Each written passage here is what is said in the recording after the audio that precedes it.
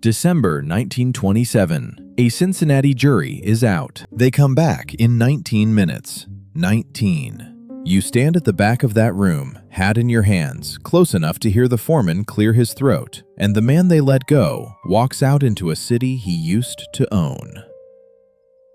You won't forget this one. Come on, I'll show you how he got here, and it starts in a drugstore. 1920. You live in Chicago, and you weigh out powders behind a counter for a living. So does he. George Remus, licensed pharmacist, good at it, bored by it. Then he does the thing that changes your century. He goes to night school and comes out a criminal defense lawyer. Understand what that combination is. A man who knows what alcohol legally is, and a man who knows what a statute legally says. In that year, in this country, those two things have just been put on a collision course by an amendment. January 1920. The country goes dry at midnight. You stand on your own street and watch a saloon you drank in for 11 years carry its stock out the back door in daylight. Because after tonight, that stock is worth more than the building. Here is what nobody in your neighborhood is reading, and he is. The Volstead Act, the law that puts teeth in the amendment, does not ban whiskey. It bans whiskey for one purpose. Medicinal alcohol stays legal, dispensed by a druggist on a government form. Look at the paper in his hand, because you are going to see it twice more tonight.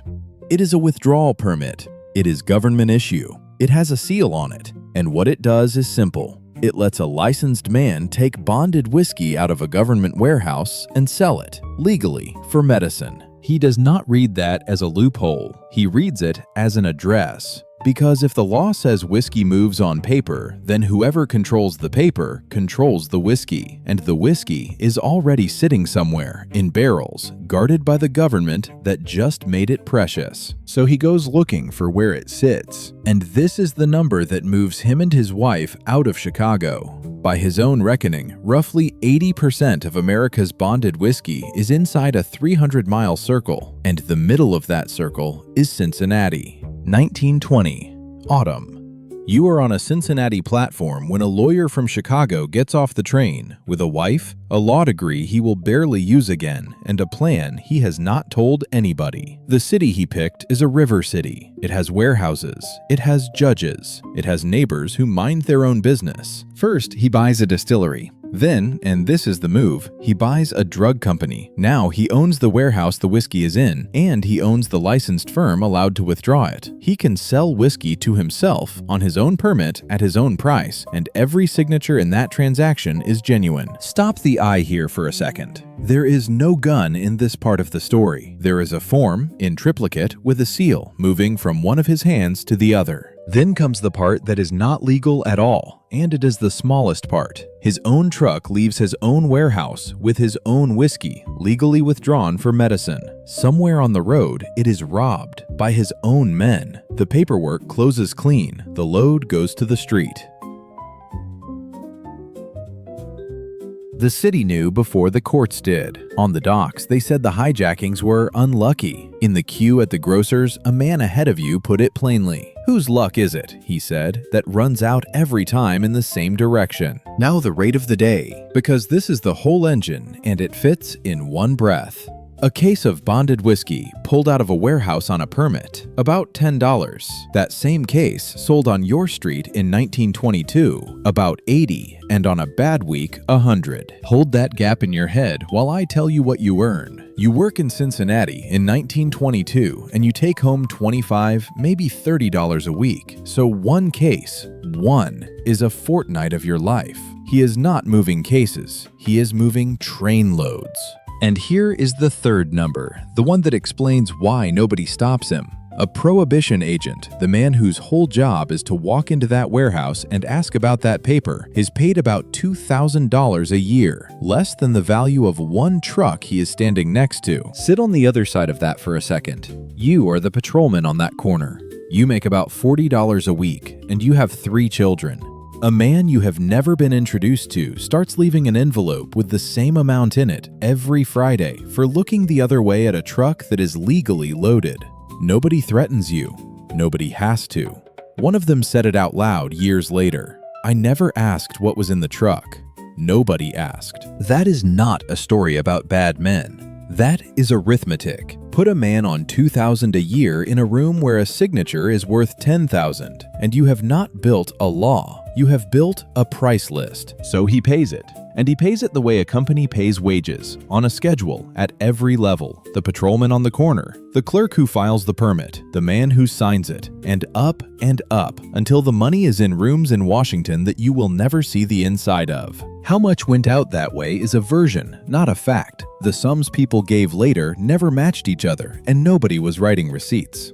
What is not in doubt is the shape of it. For about 5 years, the machinery of enforcement in this part of the country worked for him. By 1922, the papers on his desk cover 14 distilleries. He has his own trucks, his own drivers, his own drugstores to sell through. Men in this city start calling him what the trade calls him, the king of the bootleggers. He does not correct them. And now he buys the thing that gets men like him remembered. A marble house on Price Hill, and behind it a pool nobody in your part of town has ever seen the like of. Death Valley Farm, they call the operation. The house is where the city comes to be impressed. New Year, 1922. He throws a party at that pool and hands the women who came a gift as they leave, a new car, each. You read about it the next week in your kitchen, and you cannot make the sentence mean anything because you have never once in your life been given a car. And here is the fourth pair, so the party has a price tag on it.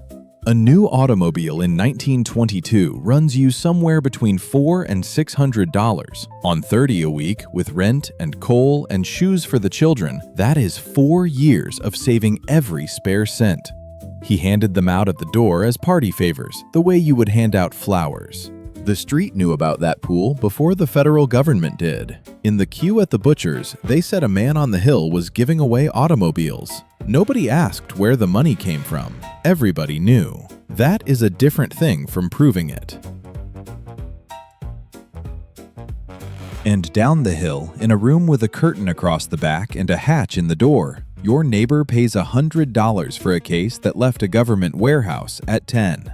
He does not know the name Remus. The man behind the bar tells him what everybody tells him. 10 on the paper, 100 on the street. Same bottle. Give the man his due, because this is where he earns it. He was not a thug who got lucky with a law. He read the statute better than the people who wrote it, built a supply chain out of it, and ran it for 5 years while the whole apparatus of the state stood in the room and held the door. Give him that much. Most men who get rich in a dry country get rich by being frightening. He got rich by being correct. Which is exactly why what happens next is not about a better detective. Nobody outthinks him. Somebody gets closer than the law ever managed, and does it from the inside of his own house.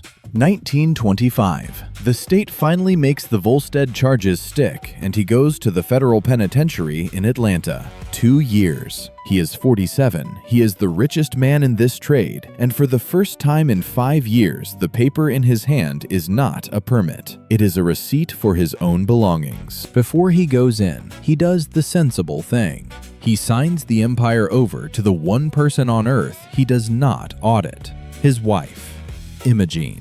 14 distilleries, the trucks, the drugstores, the house on the hill, the accounts, all of it in her name for 2 years. Now watch who walks up the path to that marble house while its owner is in Georgia, a federal prohibition agent named Franklin Dodge. Badge, salary of about $2,000 a year, assigned, and this is the part the city chewed on for a decade, assigned to the Remus case. He comes as an investigator. He stays. Inside a year, he has left the service, and he is living in the life he was sent to dismantle. The house, the cars, the accounts, and the wife who holds the signature on all three. And it moves the way he taught the city to move things, one signature at a time, in daylight, with a witness present.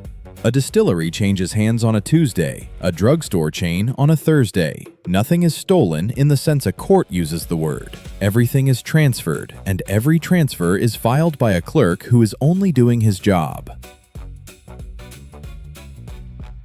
You would think a man in a cell 400 miles away finds out slowly. He finds out fast and by post. A distillery sold, then another, then the trucks, then a bank account emptied into a name he does not recognize. He is being liquidated, item by item, by his own power of attorney. This is the rate of the day you will actually remember. $40 million by his own count, over 5 years. What he says is left to him when the two of them are finished? About $100. $40 million to $100 without one shot fired. And they do not stop at the money. She files for divorce. Dodge, the former agent, works the immigration file, a deportation case against a man born in Germany who has lived in this country since he was 5. The machinery he used to buy is now pointed at him, and it is being aimed by the wife who signed for it. I told you at the start you would not forget this one. This is the part I meant, not the park, not the verdict. This. One thing needs saying plainly, because the newspapers of that year did not say it plainly. Where he was born has nothing to do with any of this. He was a pharmacist from Chicago who read a statute. The file that used his birthplace against him was a tool, and the man holding it had been a federal agent 9 months earlier. 1927. Spring. He comes out of Atlanta. You see him on Vine Street, and he does not look like the man who gave away cars. He looks like a man doing arithmetic he cannot make come out. The pool is somebody else's. The distilleries are somebody else's. The wife is somebody else's. For 6 months, he does what a lawyer does. He files, he sues, he chases the paper. That used to be the whole trick. And the paper does not answer him, because every signature on it is hers, and every signature is genuine. He built a machine that runs on documents, and it is running perfectly, just not for him. The city knew this part too. On the Hill, they said the king had come home to an empty house. At the barber's, they were less kind. They said he had been robbed by the only method he never thought to guard against, a legal one. October 6, 1927, a Thursday morning. The divorce is due to be finalized that day. You are walking in Eden Park because it is on your way and the light is good. A cab has stopped on the park drive at an angle it should not be stopped at. The rear door is open. There is a hat on the gravel. Whatever happened here happened in the time it takes to cross a road, and the park is very quiet now. I am not going to walk you any closer than that, and the reason is simple. What matters tonight is not the 10 seconds in that park. It is the 7 years that made those 10 seconds arrive, and the 6 weeks that come after them. By evening, he is in custody, and the city has an opinion, loudly, in both directions. And here is where the man who read the Volstead Act better than Congress does the last clever thing of his life. He tells the court he will not be needing a defense lawyer. He is one. November. The trial opens, and it is the loudest room in Ohio. He conducts his own defense in front of a jury of 12 men, and he does not spend that defense arguing about the park. He spends it on the 2 years he was in Atlanta, the distilleries, the accounts, the power of attorney, the agent who was sent to investigate him and stayed for the house. He puts the whole liquidation in front of 12 working men, and then he gives it a name a doctor can sign. Transitory maniacal insanity. You understand what he is really doing in that room. He is not asking 12 men whether he did it. He is asking 12 men, each of whom takes home about $30 a week, what a man is when everything he built has been signed away while he was locked up. And they answer the question he asked, not the one the state asked. The prosecutor talks about a park and a Thursday morning. The defense talks about 2 years, 400 miles, and a stack of transfer papers with the right signature on every page. You can hear which one that room is listening to, and it is not the prosecutor. December. The jury goes out. You were at the back of that room, and I told you at the start that you would not forget this. 19 minutes. That is how long 12 men need. The foreman stands up and says 2 words. Not guilty. The room stands up. Somebody claps. In a courtroom in 1927. He walks out onto the street a free man in front of a crowd that came to watch, and this is the exact moment the story turns, because everybody there thinks it is a victory.